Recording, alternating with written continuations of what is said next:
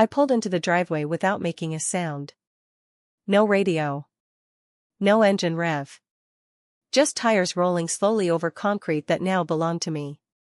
The house sat exactly where I remembered it from the final walkthrough, a clean-lined, mid-century modern structure tucked into the Oakwood Hills slope, all glass and geometry. Floor-to-ceiling windows wrapped around the living room, designed to dissolve the boundary between inside and outside. Tonight, those windows framed something else entirely. Inside my living room, an empty room I hadn't even slept in yet, stood my mother, Karen, and my sister-in-law, Brianna. They weren't waiting. They weren't calling. My mother had a yellow tape measure stretched across the window frame, already calculating. Brianna hovered near the kitchen island, arms folded, nodding along with quiet judgment. They hadn't come to visit. They had come to assess. I didn't honk. I didn't march to the door demanding answers. I didn't explode the way I used to when boundaries were crossed. That version of me reacted. This one observed. I eased the car into reverse and backed out of the driveway as silently as I had arrived. 2 blocks down, under the heavy canopy of an old oak tree, I parked and opened the security app on my phone. The house appeared on my screen like a live feed from a crime documentary. My mother moved through the rooms with ownership in her posture, fingers brushing walls as if confirming quality. Brianna pointed toward the kitchen, her lips forming the familiar cadence of criticism I had grown up translating. I watched. I waited. Time didn't pass in minutes. It passed in control returning to my body. They stayed exactly 23 minutes. When their car finally disappeared down the hill, I waited another 5 just to be sure. Then I drove back. Walking into the house felt wrong, not because it wasn't mine, but because something had already been taken. The air felt disturbed, thick with entitlement. I didn't call to ask how they got the key. The answer didn't matter. The breach did. I pulled out my phone and called a 24-hour emergency locksmith. Commercial-grade smart locks. Biometric access. Immediate install. While I waited, I cleaned. Not casually. Not politely. I scrubbed the window frame where the tape measure had rested. I mopped the floor where Brianna's heels had clicked. This wasn't housekeeping. It was removal. I was erasing evidence of unauthorized presence. When the locksmith arrived, he worked quickly, sensing the tension without asking questions. Drilling. Replacing.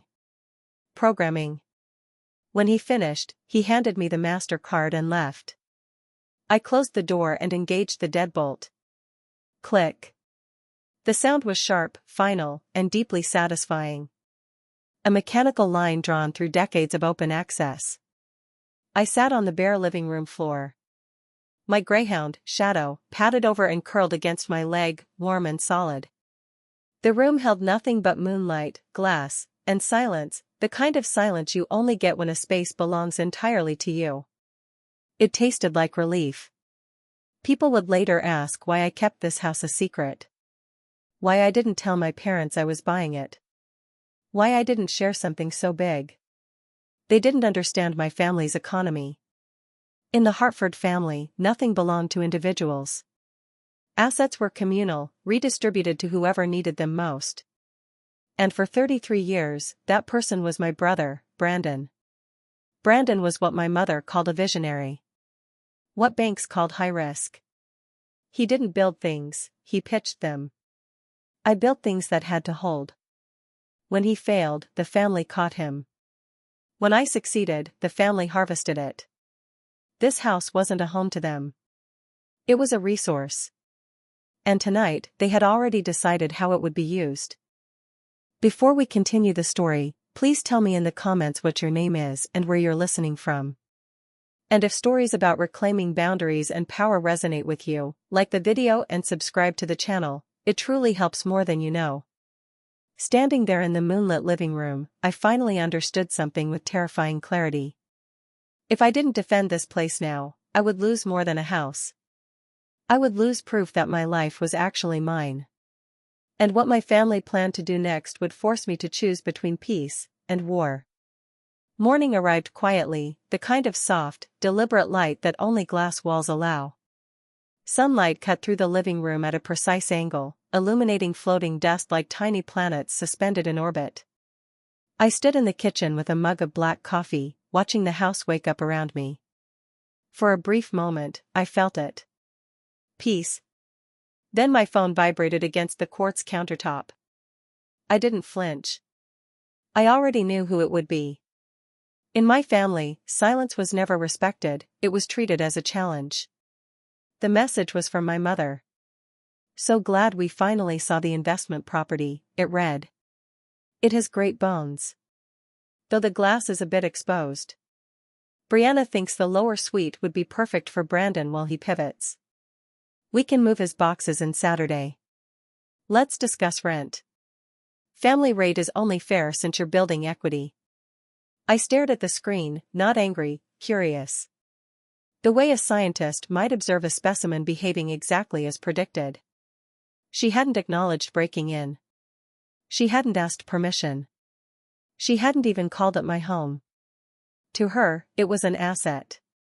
Temporarily parked under my name. In the Hartford family, ownership was theoretical. Control was what mattered. I knew this system well because I'd lived inside it my entire life. My brother Brandon was the center of that system. The gravitational pull everything else revolved around. My mother called him gifted. Banks called him irresponsible. He floated from one business idea to the next, always just one pitch away from greatness. I was different. I was a landscape architect.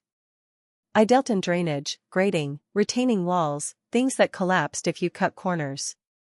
Gravity didn't care about charisma. Soil didn't respond to vision boards. We were assigned roles early. When Brandon wrecked his car at 16, my parents replaced it so his confidence wouldn't suffer. When I needed a laptop for college, I got a lecture about work ethic. I didn't complain. I worked. 6 years of early mornings. High-end clients. No vacations. No designer labels. Every spare dollar funneled into a savings account my mother didn't know existed. $120,000. Meanwhile, Brandon burned through capital. Bridge loans that never bridged.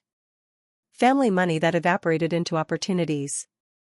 My parents refinanced their own house, twice, calling it an investment in the family legacy. That was the trap.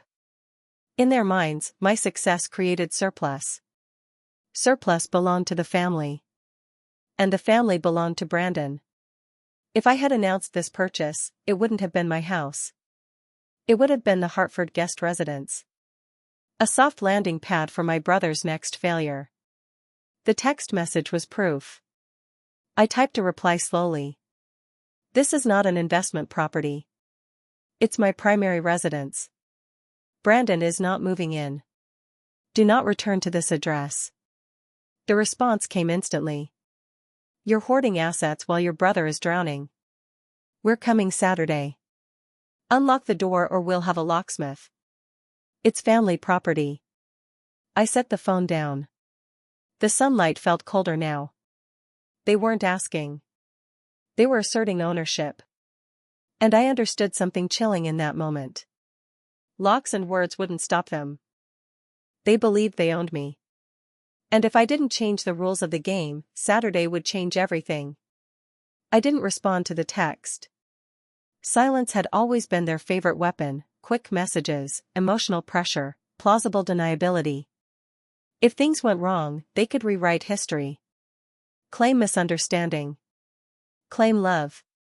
I wasn't giving them that space anymore. I needed a medium they couldn't manipulate. Paper. I sat at my drafting table, the same surface where I usually sketch drainage plans and retaining walls.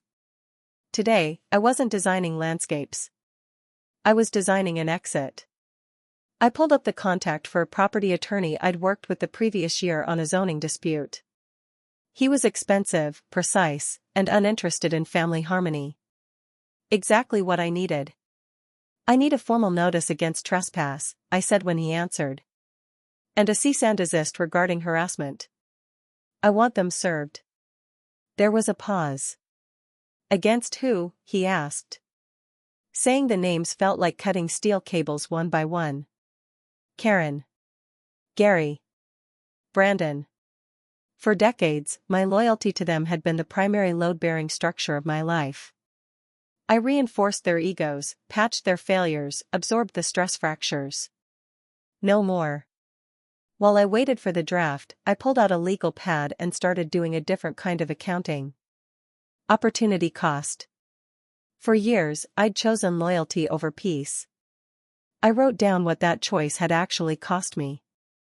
3 years of therapy unlearning the belief that having needs made me selfish. Holidays spent in bathrooms calming panic attacks because I couldn't fix things fast enough.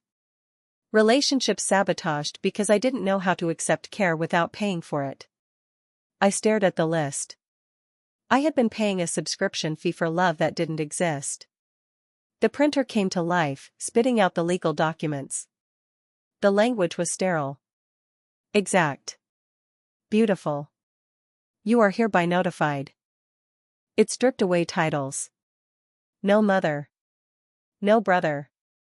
Just individuals forbidden from entering my property. I signed my name at the bottom. The pen scratched sharply against the paper. It felt like a declaration. I slid the pages into a manila envelope just as my phone rang. An international number. Megan, I answered. Her voice was tight. Alyssa, you need to listen carefully. I just got off the phone with Dad. He was drunk. He told me something. My stomach dropped. They sold the cabin, she said. I froze. The cabin was a small A-frame in the mountains, my grandfather's place. It wasn't worth millions, but it had always been promised to me. The one thing meant to balance the scales. What do you mean they sold it? 6 months ago, Megan said. Brandon lost everything in some crypto scheme. They sold it to cover his losses. The room tilted. They were going to move him into your house, she continued. Tell people it was his. Use your place to cover it up. I ended the call slowly. This wasn't entitlement. It was theft. They had liquidated my past to protect their favorite future. I picked up the phone and called the attorney back. Add a clause, I said calmly. I want a formal inquiry into the cabin trust and a forensic accounting of all family assets I'm listed on. That's a declaration of war, he warned. No, I said.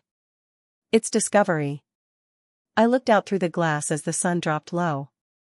They had already taken my inheritance. Now I was coming for the truth, and Saturday was still coming.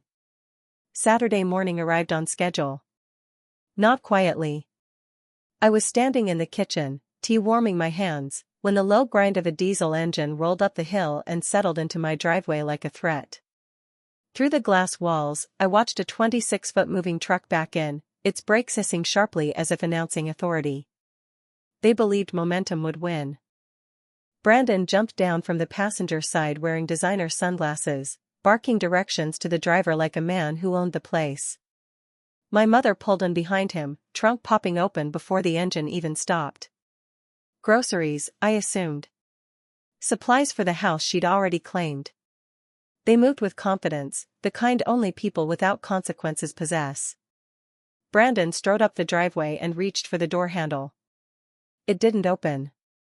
I stepped outside and locked the door behind me. I wasn't in pajamas. I was dressed deliberately, holding a manila envelope. Open the garage, Brandon snapped, not even looking at me. The driver's on the clock. You need to move the truck, I said. My voice didn't rise. It didn't need to. Glass and stone carried every word. Karen climbed the steps, her smile tight and rehearsed. We are not doing this today. We sold the cabin to clean up his mess, and now you're going to help. Unlock the door before the neighbors start staring. The neighbors are already watching, I replied. I pointed down the street. 2 patrol cars had just pulled to the curb, lights flashing silently in the morning sun. Brandon froze. Karen turned slowly, confusion cracking her expression. In her world, police were for strangers, not family systems extracting resources. The officers approached. I handed over the documents.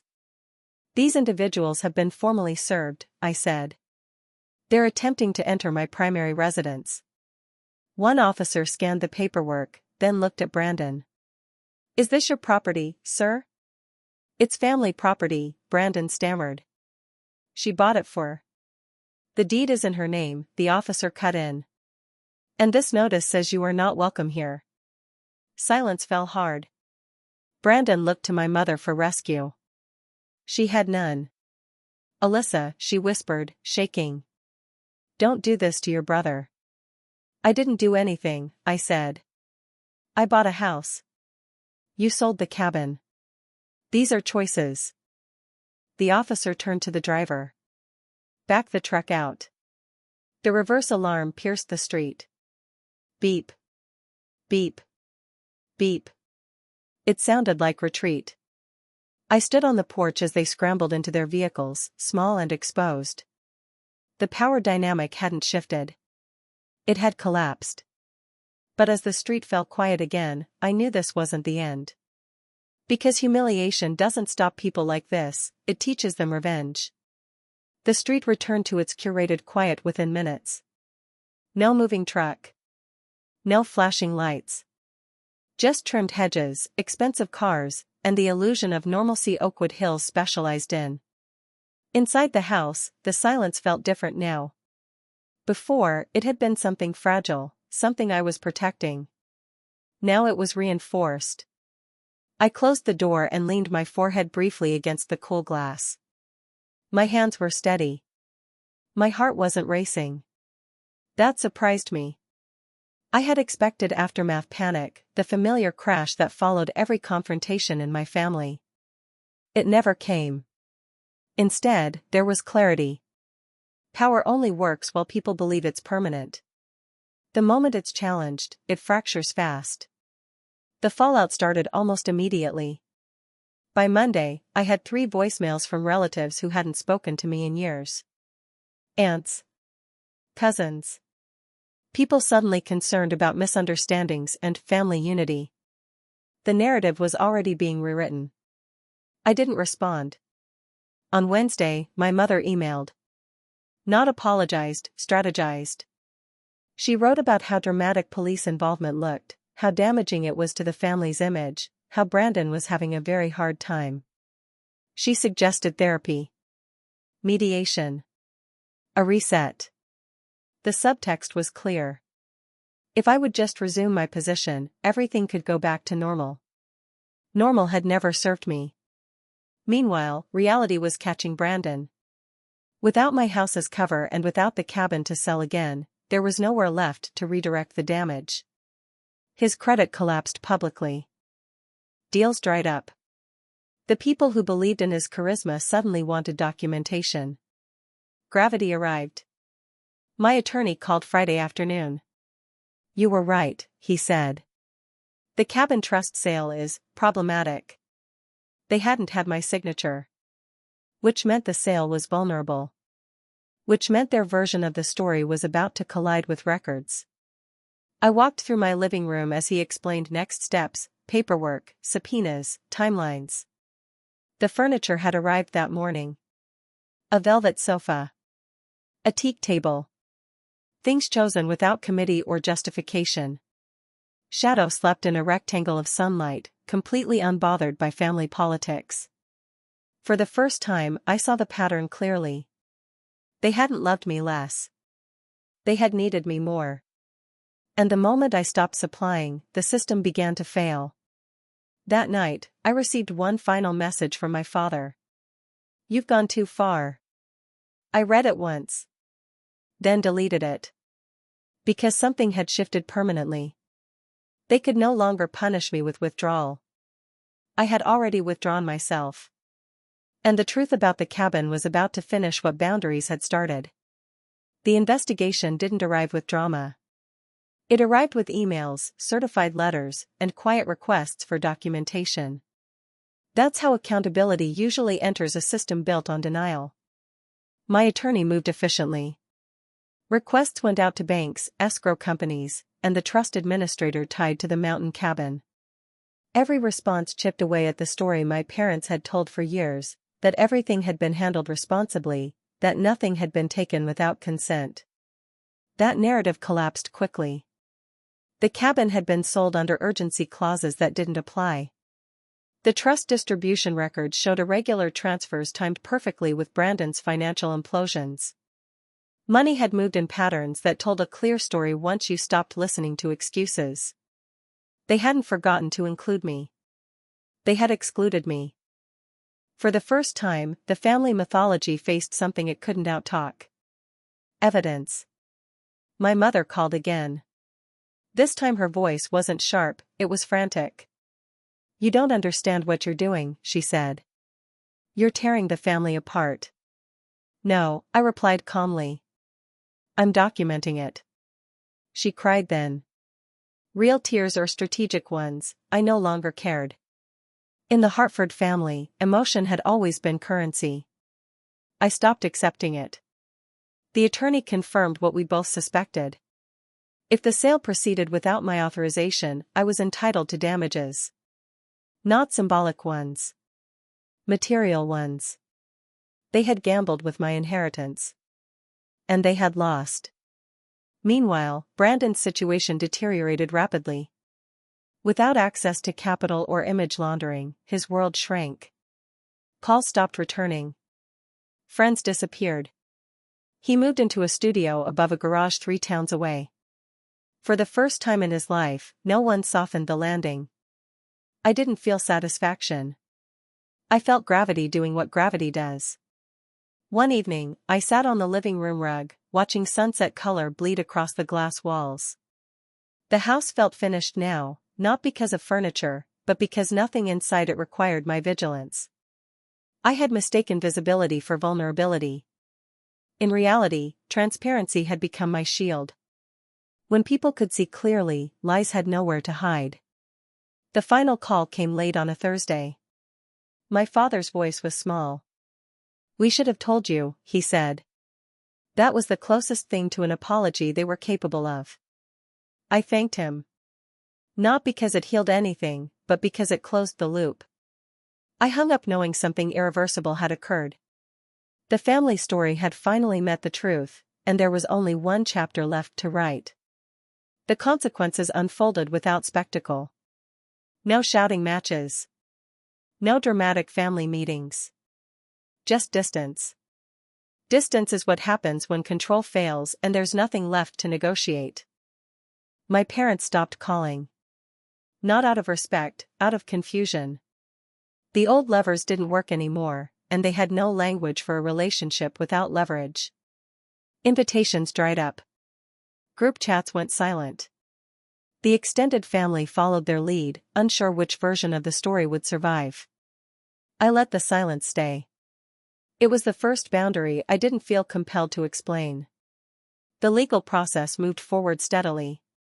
Documents were amended. Funds were frozen pending resolution. The illusion of seamless family management dissolved into administrative reality. There were forms to sign, disclosures to make, questions that required answers instead of deflection. My mother tried once more. She sent a handwritten letter. The kind meant to feel intimate and disarming. She wrote about how families make mistakes, how stress changes people, how none of this was meant to hurt me. She never mentioned the cabin. She never mentioned consent. She never mentioned accountability. I didn't reply. Some conversations only exist to pull you back into the fog. Meanwhile, my life began to expand into the space they'd vacated. Mornings were slower. Evenings quieter. I started hosting friends without rehearsing explanations. I took weekends off. I noticed how often I smiled without checking who might be watching. The house changed with me. Plants appeared in corners. Art went on the walls. Not statements, choices. Things I liked without justification. The glass walls reflected a life that no longer felt provisional. One afternoon, Megan visited.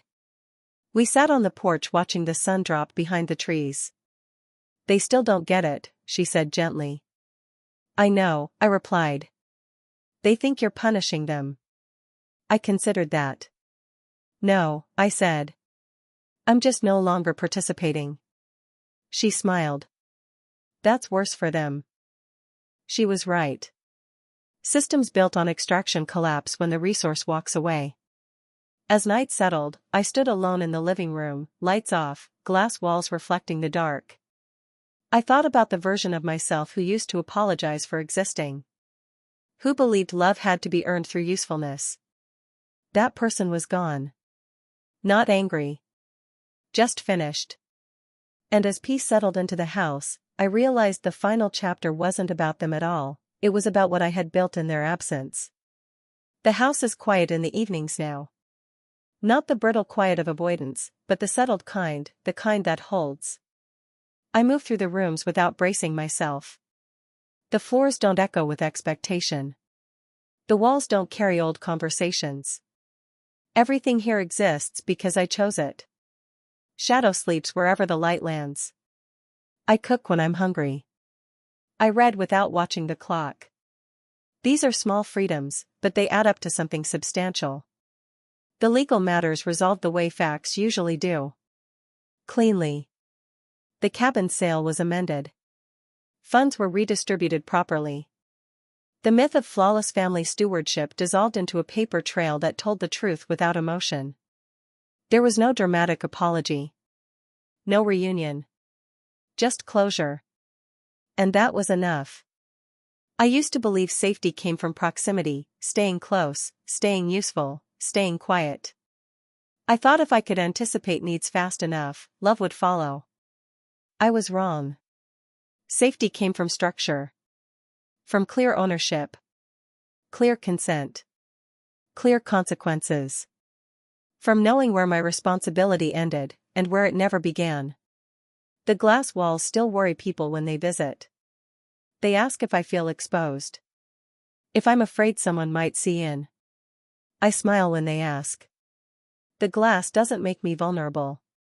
It reminds me that nothing here is hidden, not my choices, not my boundaries, not my life. I can see storms coming now. I can see patterns forming before they collapse. That visibility is power.